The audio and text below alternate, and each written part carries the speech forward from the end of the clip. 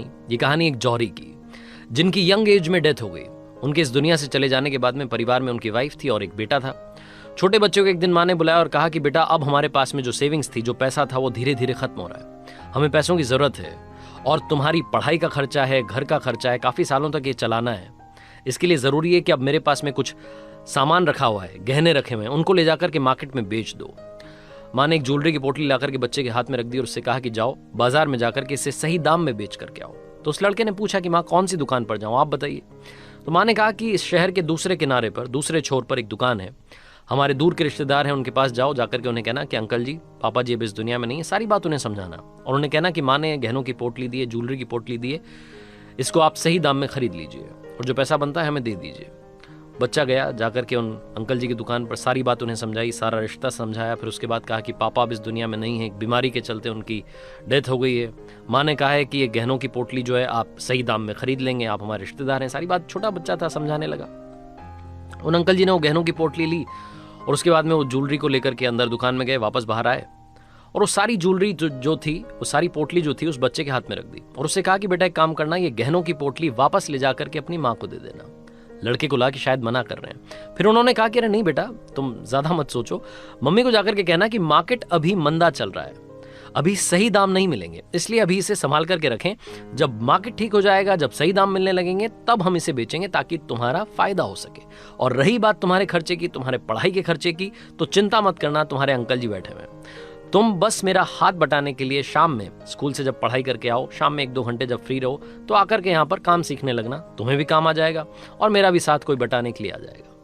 तुम्हारा खर्चा मैं उठाऊंगा, तुम्हें परेशान होने की जरूरत नहीं है। लड़का मनी मन खुश हुआ, घर गया, जाकर के माँ को बताया कि माँ तो बड़े अच्छे अंकल जी हैं, उन्होंने तो सारी ज्वेलरी वापस लौटा दी, कह रहे हैं कि इसको अभी घर पर रखो, अभी सही दाम नहीं मिल रहे हैं, जब मार्केट ठीक होगा तब इसे बेच देंगे, तब तक के लिए इसे अपने घर पर संभाल करके रखो। और उन्होंने ये भी कहा है कि मेरी पढ़ाई का खर्चा, घर का खर्चा वो देंगे, घबराने की जरूरत नहीं है, बस मुझे उनकी दुकान पर जाकर के 1-2 घंटे शाम में थोड़ा सा काम सीखना है और काम करना है।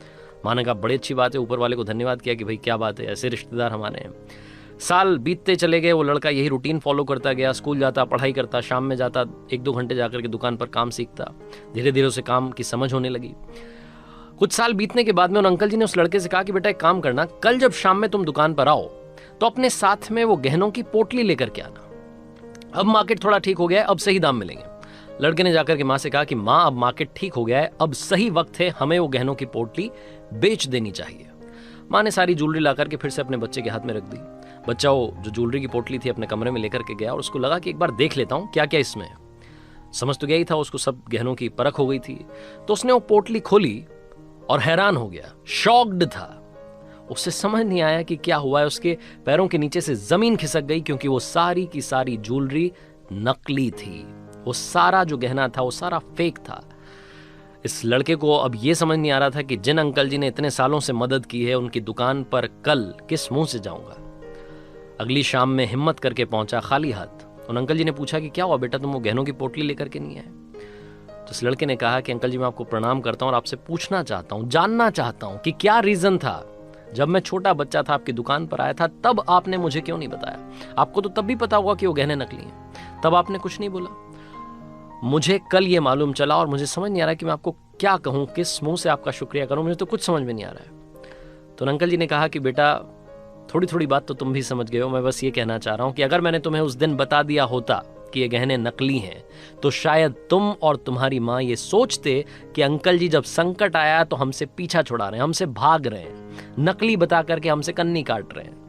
लेकिन बेटा आज जब तुम्हें ज्ञान हो गया है, सही परख कर सकते हो, तब तुम्हें खुद मालूम चल गया है कि वो जो ज्वेलरी है वो नकली है। छोटी सी कहानी बहुत बड़ी बात सिखाती है। अंकल जी ने इतने सालों तक उस बच्चे की मदद की, उसकी पढ़ाई का खर्चा उठाया, उसकी ज्वेलरी को नकली नहीं बताया। क्यों? क्योंकि वो चाहते थे कि वो लड़का सही से जब उसकी समझ बन जाए तो खुद देख ले कि वो असली है या नकली है। हमारे साथ क्या होता है ना, हम रिश्तों में कई बार पूरी बात को समझते नहीं है, बात हमें पता होती नहीं है। किसी ने कुछ कह दिया और हम सामने वाले से गुस्सा हो जाते हैं, नाराज हो जाते हैं, दूरी बना लेते हैं। कोशिश कीजिएगा किसी की भी वजह से, किसी भी बात की वजह से आपके और आपके अपनों के बीच में कोई भी डिस्टेंस ना आ पाए। दूसरी बात ये कहानी सिखाती है कि ईमानदारी से कोशिश कीजिए। अगर आपको लगता है कभी आप किसी की मदद कर सकते हैं, छोटी बड़ी जैसी भी, जितनी भी, तो करके देखिएगा, बड़ा अच्छा लगेगा और रिटर्न में आपके पास में काफी कुछ अच्छा आएगा।